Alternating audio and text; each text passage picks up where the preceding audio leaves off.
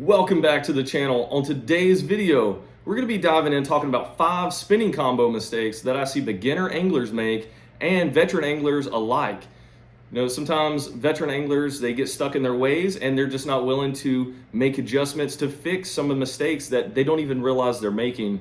So we're going to dive into this video. We're going to talk about some of these, and hopefully after this you'll become a better angler. This might give you some tips and tricks on how to fix some of these mistakes that you might be making and maybe not even realize you're doing it. So guys, we're just sitting out here in the garage today. It's super cold outside, it's snowing. I have delayed reporting into work, so we're going to do this quick video and hopefully it helps you out. Guys, if you like this kind of content, please hit that like button. Also, turn on that subscribe button. We'd love to have you on the channel. We're really building the channel. It hasn't even been a year yet since the channel started. We started at the end of March and we almost have 2,000 subscribers on the channel. So we have a really good community kind of built up so far. I know we kind of focus on the hunting and the fishing. So I know it's kind of hard to do best of both worlds, but I'm trying my best. And guys, we'd love to have you on the channel to build up the community even more. So I'd like to send a thanks out to everybody that is a member of the channel or that stopped by the channel to check it out. And yeah, I'm curious to see what 2022 kind of holds for the channel. And I think we got a lot of stuff in store. All right, guys, without further ado, let's dive into this, talking about these mistakes.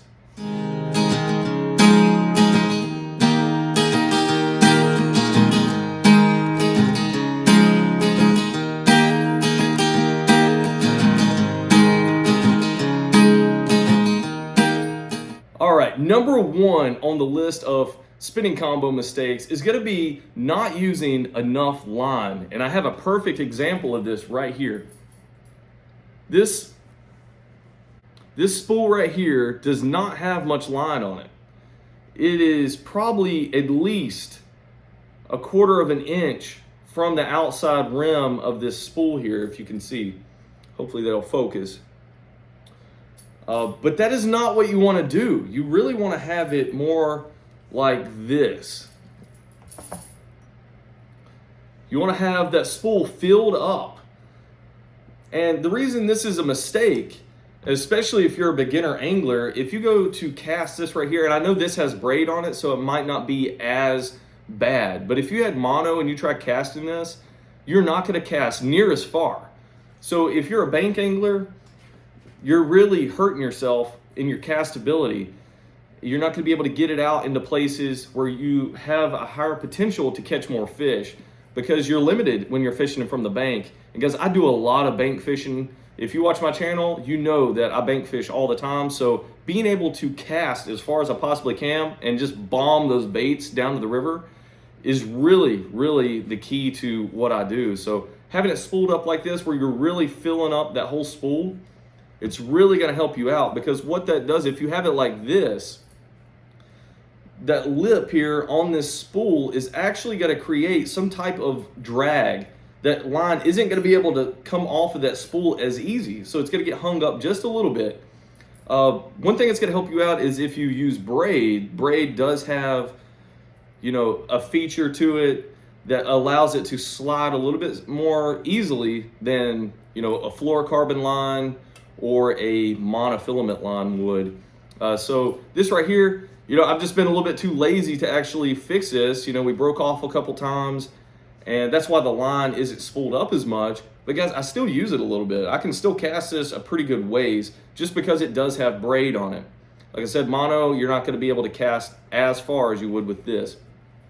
So that is the number one mistake that I see people make, is just not spooling enough line onto the reel. You know, you might have just got your first spinning combo, and you know, it was a combo that didn't come with line already on it. And you know, even if it does, I'd suggest changing that line. It's not going to be very high quality line from the factory. But you're going to want to avoid doing this right here. I get it, a lot of beginners, they don't know how much to actually spool on it, and that's why I'm making this video. But really fill up the reel all the way. But you don't want to go too far. So the outside, so what you want to do is fill it up to where you're pretty much at the outside edge of this lip right here, but you don't want to go too far. You just kind of want to line it up to where it's still going to be catching a little bit, but it's not going to be overfilling the spool. So what's going to happen if you overfill the spool is you're going to have a lot of line twist.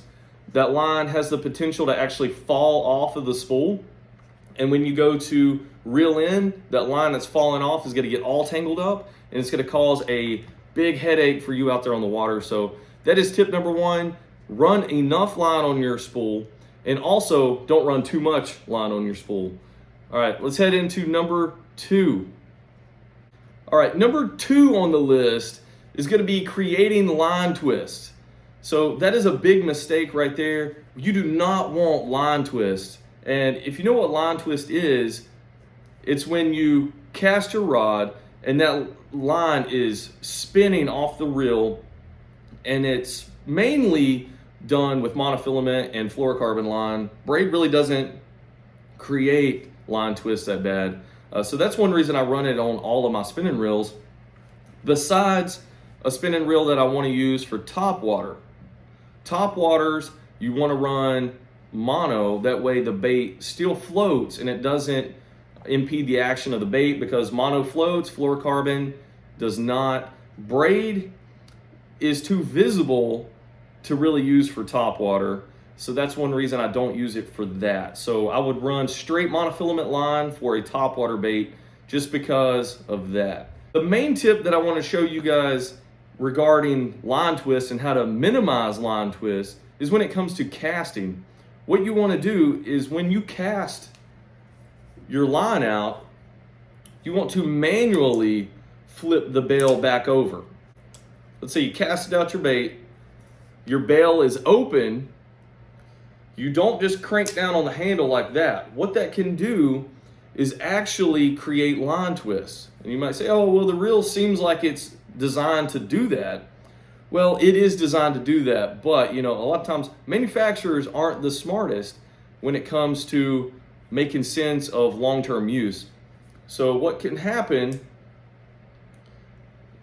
is if you were to just crank down on that spool, a lot of times there might be a little bit of line that is still left over hanging off this bail, and when you go to crank down on this, it can get hung up and create a lot of line twists, and potentially when you go to cast that next time, you're not going to be able to cast because it's going to be all fouled up on the spool here. So that is one thing you want to look into, is definitely getting into that habit of manually flipping over your bail instead of cranking down on the reel to actually do that. So another way to minimize line twist is making sure that you're always reeling with tension on the line. So what that means is if I were to cast this out and I have the line just kind of dangling down, I flip this over and start reeling, that could have the potential to create a lot of line twist and foul up your reel.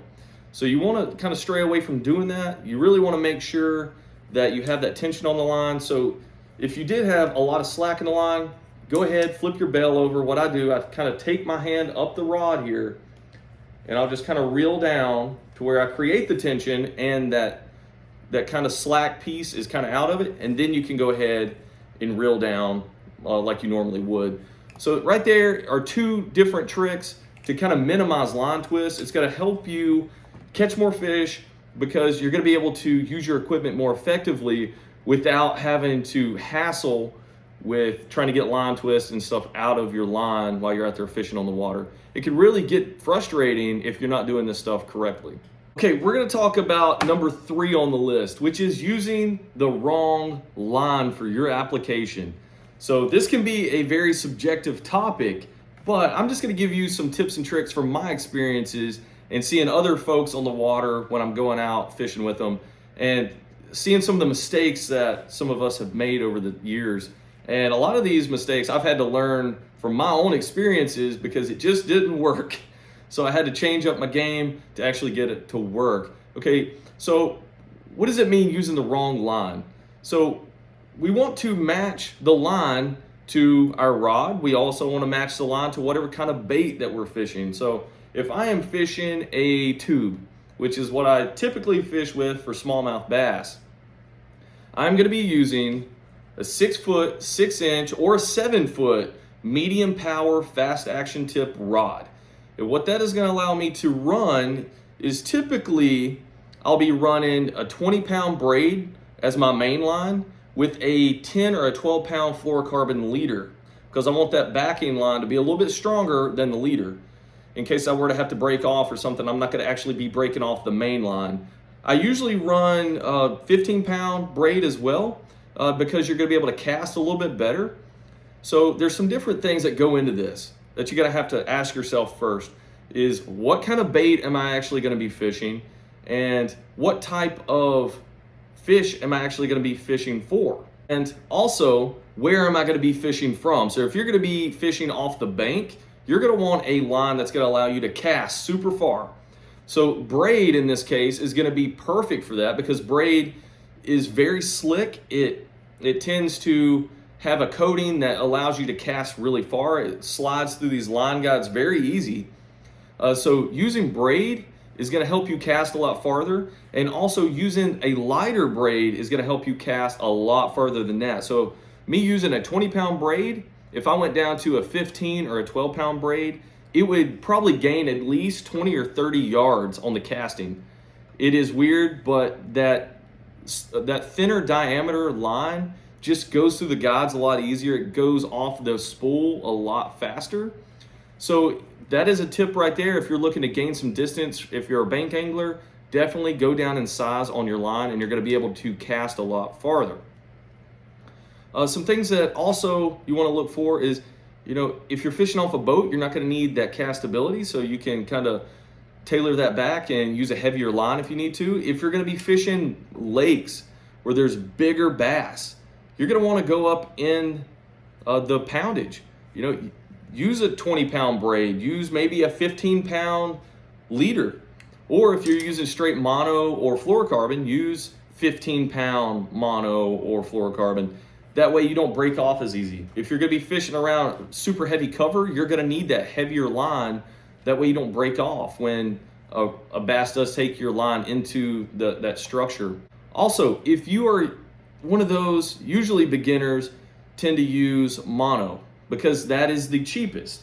You can go pick out, this spool right here from Walmart for like $2.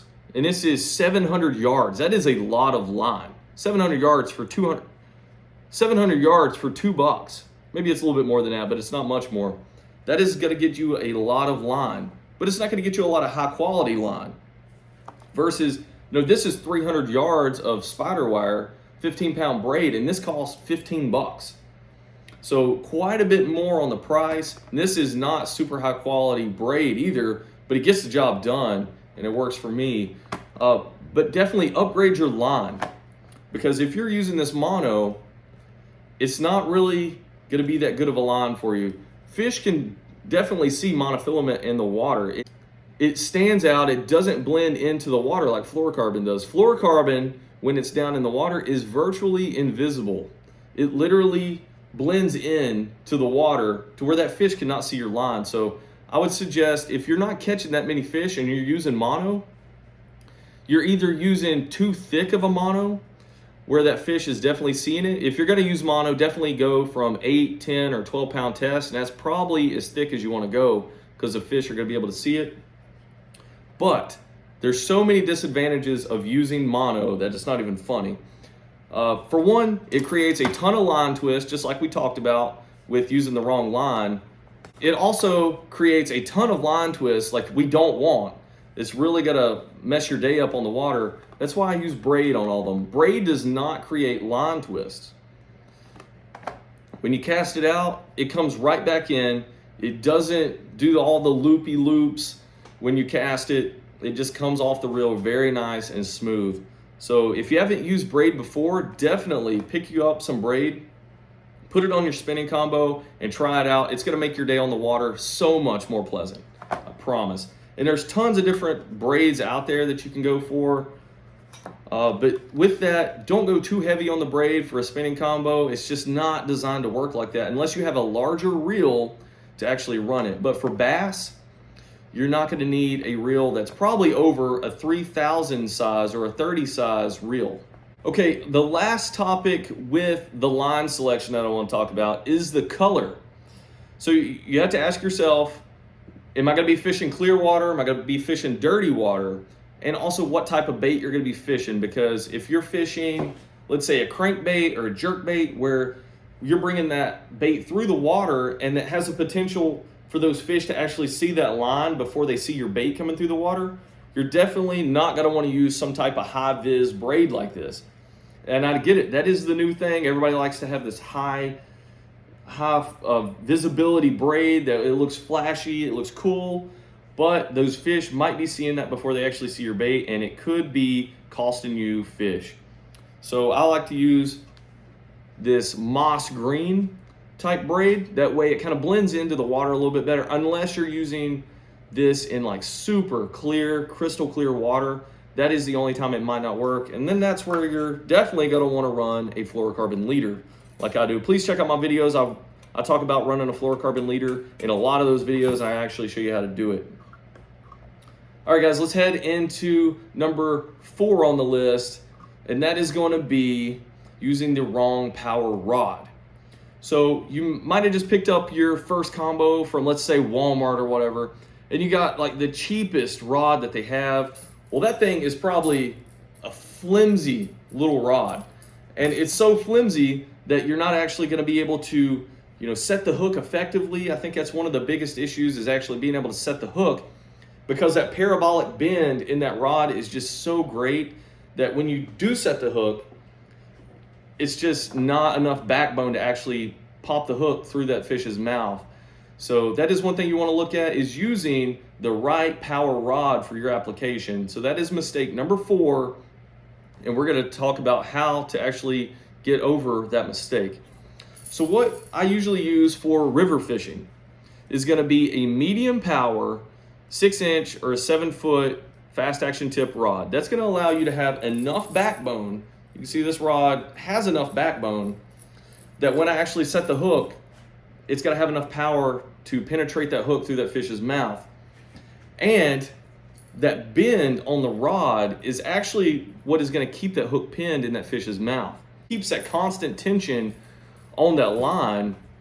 And with a too heavy of a power rod, you're going to be losing fish because that tension just isn't there. A lot of times it'll get tension, and then that rod is so powerful that it flings forward and that tension is lost and that fish gets off. So don't make that mistake. Match your power rod to whatever species fish you're going after. In this case, bass. So the heaviest I would go is a medium heavy for a spinning combo. And usually I would just stay medium power, fast action, moderate fast is typically all I would do. Because the goal here is to keep that hook pinned. So something has to give. If you're using a braided line, even with the fluorocarbon leader, there is virtually no stretch in that line. So something has to bend to keep the fish pinned on that hook. So the rod is going to be what gives. If you were to use a medium heavy power, you could use like mono or whatever. Mono really stretches. So that could be what does the stretching and does the giving for that setup. So just some things to think about. Definitely use the right power rod for your application. Also, if you're going to be using very light baits, such as this little rattle trap here, I could not throw this on a medium heavy power rod. It just doesn't have enough bend to actually sling that bait out. So that's where having a lighter power rod is going to help you cast that light bait out there very easily. So just some things to look for there. If you're actually looking to use a spinning combo instead of a bait cast setup, let's say you're going to be fishing heavier baits, such as like a big jig or something like that, and you're just not comfortable using a bait caster yet, which is the wrong mentality. I strongly suggest you look to using a bait caster in the future and learn some of the basics of that, because it can really help you be more effective with fishing certain types of baits that you just can't really fish effectively with a spinning combo. But if you're going to run those heavier baits, you're going to want a medium heavy power rod. That way you can cast those big jigs, and you might want to move up in size on the reel, maybe a 40 size or a 4,000 size reel. That way you're able to run a little bit stronger line and also run a little bit heavier drag. So typically a bigger reel is going to give you heavier drag, and it's going to have a little bit more line capacity. So just some things to look for there. I'm not saying that you can't eliminate a bait caster from your arsenal, because you can use a medium heavy power spinning combo, but you're just not going to be able to fish it as effectively, I don't believe, in my opinion, as you could with a bait caster. So that was number 4 on the list, using the wrong power rod. I see a lot of people go out and just mess this completely up. They'll use one of those dock runner fishing poles. It looks like it's made for ice fishing, and they'll be out there trying to fish for big bass with that. That is the wrong thing. Definitely look to change your ways coming up in the future. That brings us to number 5 on the list of spinning combo mistakes. That is going to be using the wrong size reel.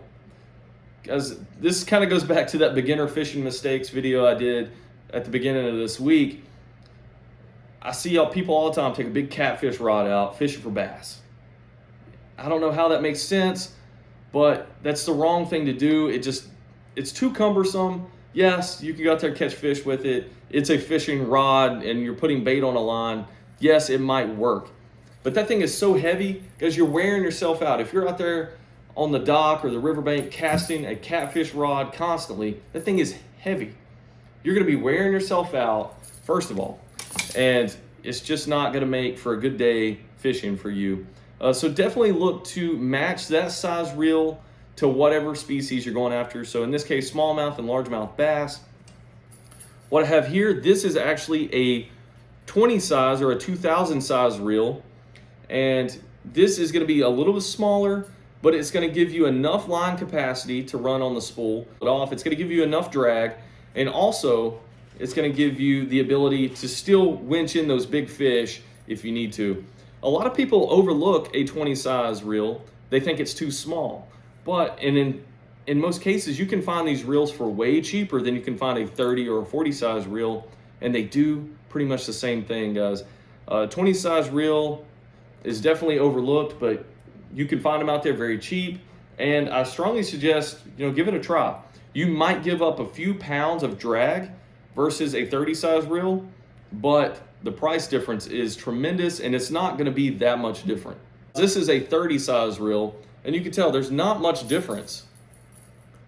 Really not much difference in the size of this. The spool on this one is a lot bigger, so that's some things you get with a larger reel. The line capacity is going to be higher, and the drag is going to be a little bit stronger. But typically, guys, for most applications, you can get by with a 20 or a 30 size reel, and you're going to be just fine. Typically, if I'm going to be fishing muskie, carp, catfish, anything like that, I'm definitely going to go up to maybe a 40 size reel, but that is probably the largest I'm going to go on that as well. All right, guys, that brings us to the end of this video. That is the 5 mistakes that I see beginners make with their spinning combos.